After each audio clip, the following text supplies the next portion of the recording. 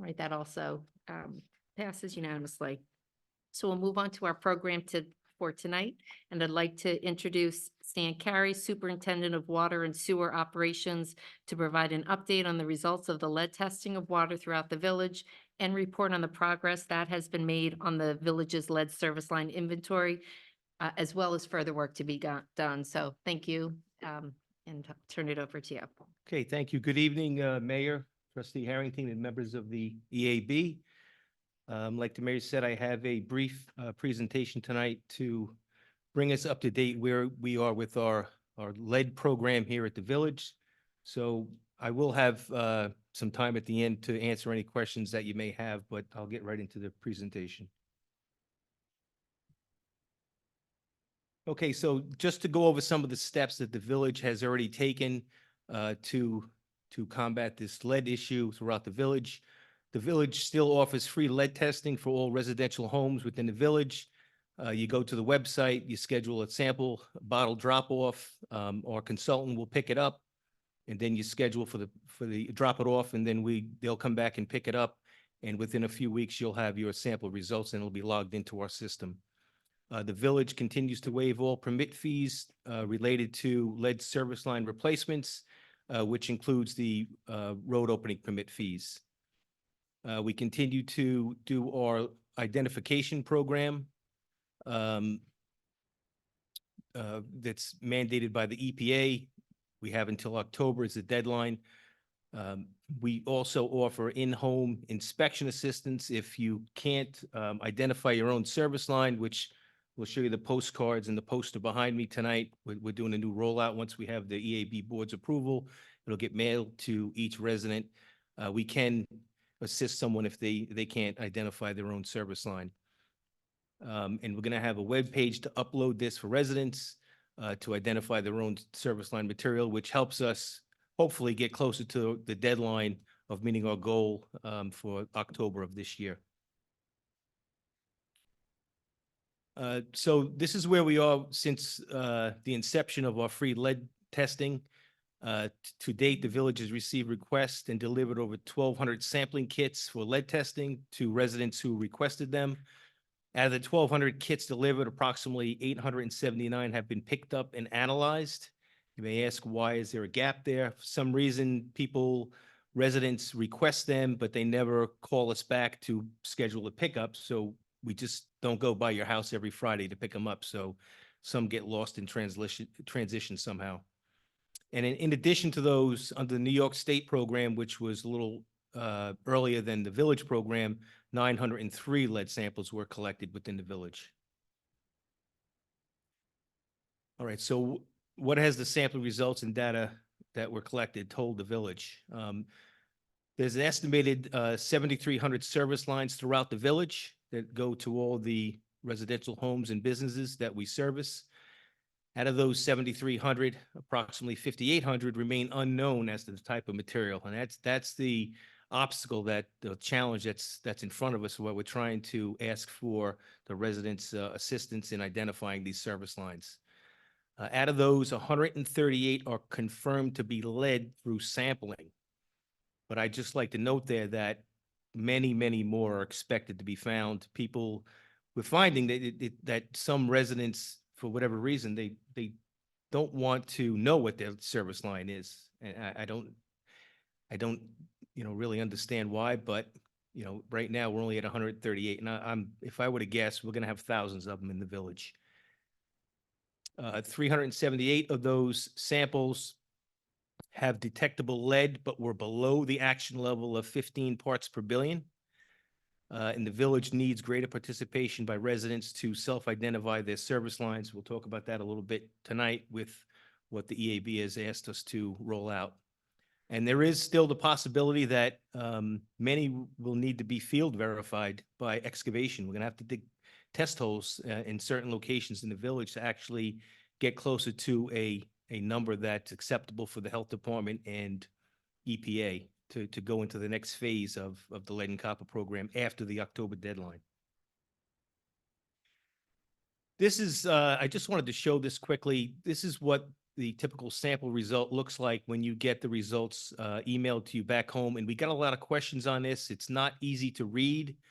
But basically, this was the first draw sample bottle, and it says lead less than 1 part per billion. UGL stands for parts per billion, and the limit, the drinking water limit, is 15. So this one says it's less than 1 part per billion, which means the laboratory technology only goes down so low, and they stop looking for it because they're safe to assume that it's non-detect at that point. Here's another one, 5.7 parts per billion. That was an actual result, still below the 15. So I get questions, well, what does that mean? Do I have a lead service line?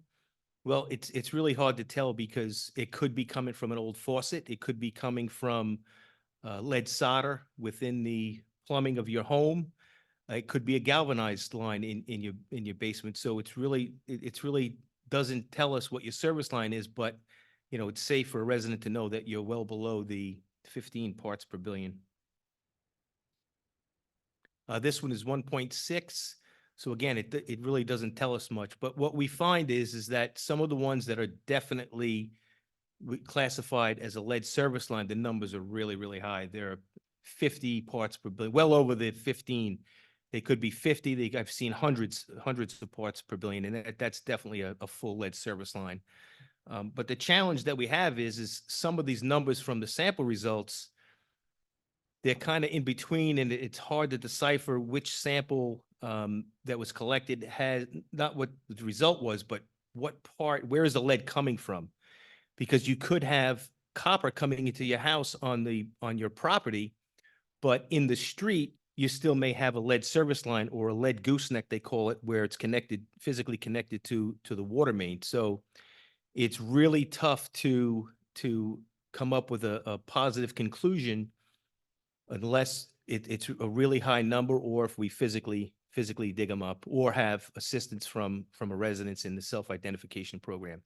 So this is right off the EPA website, this slide, and it just identifies potential sources of lead from within the home, because it just, I don't know if everybody realizes it, but lead is not found in our source water. It does not come out of our water supply. It does not come out of our wells. It's not within our distribution system. It's specifically either in the service line leading to your home, which is unfortunately owned and maintained by the homeowner, or galvanized piping in your home, or lead solder, or an old outdated fixture that has a high content of lead in it.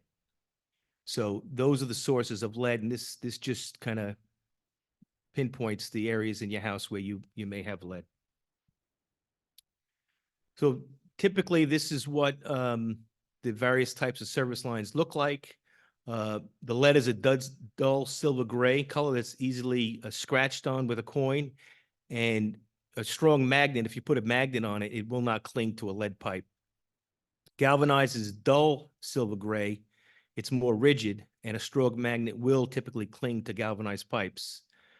Copper pipe is basically the color of a penny, and I think that's probably the most easily one to distinguish.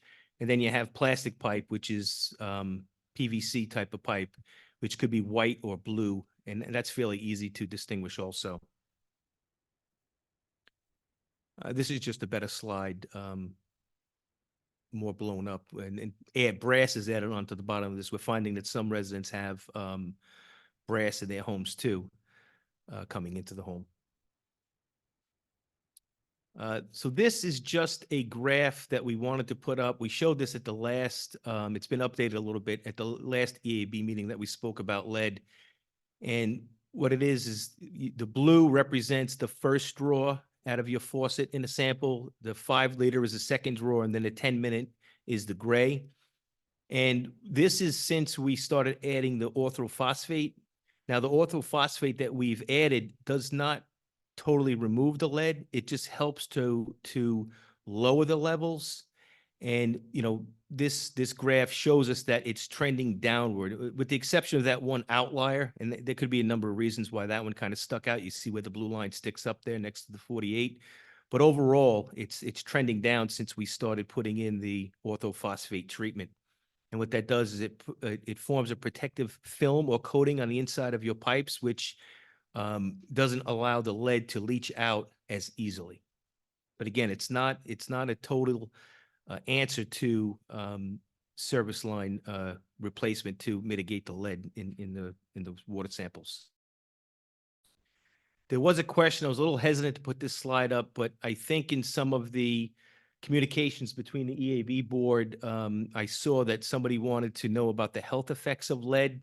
So this again was taken right off of the EPA website, and the highlighted portion is probably the biggest takeaway from this, and I'll read it. A dose of lead that would have little effect on an adult can have a significant effect on a child. In children, low levels of exposure have been linked to damage to the central and peripheral nervous system, learning disabilities, shorter stature, impaired hearing, and impaired formation and function of blood cells. So obviously it's much more harmful to the younger population than adults.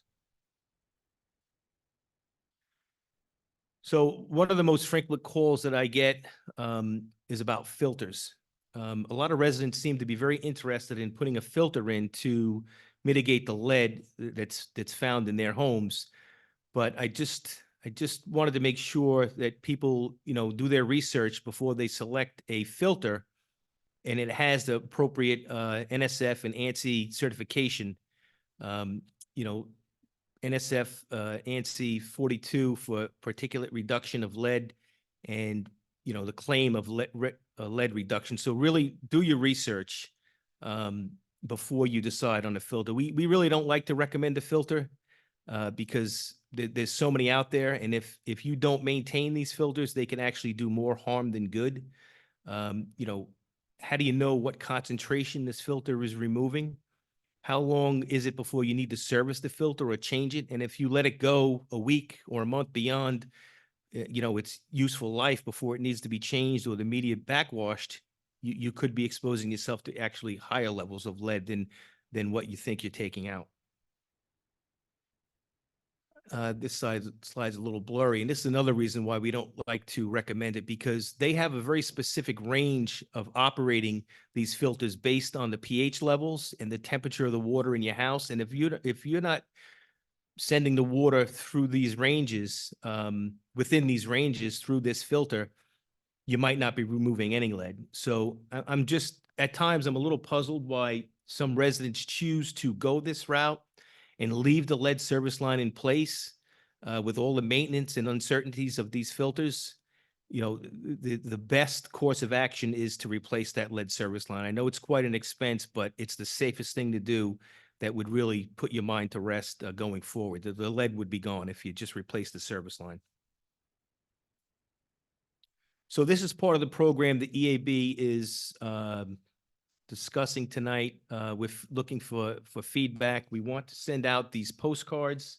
I think there should be some up in front for the board. We could leave a couple up here, but these are only drafts right now. We're asking for people to scan that QR code, and it'll take you to our website where you could self-identify and upload a picture of your service line so we know what's coming into your house. It'll greatly help us achieve our goal before the October deadline. But in the back portion of this is just, it goes to, that's what it's going to look like, the back and the front, asking for the residents' participation. So if you look at them, you could tell me any feedback and we can make some edits, but we're hoping to get this mailed out within the next week or two and really have the residents help us out in this program. That's the back of the postcard that'll go to everyone's house. And this is the poster that's behind me here tonight. We're going to put these out in the community, very similar to what we did for the free water testing, lead testing. We got a very big response when we rolled those out a few months ago. We put them in the library. We put them here in Village Hall. We put them in the senior center.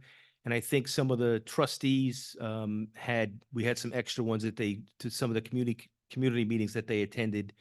They had them posted there, and we got a pretty good response from them. But we're going to plan on rolling these out within the next week also.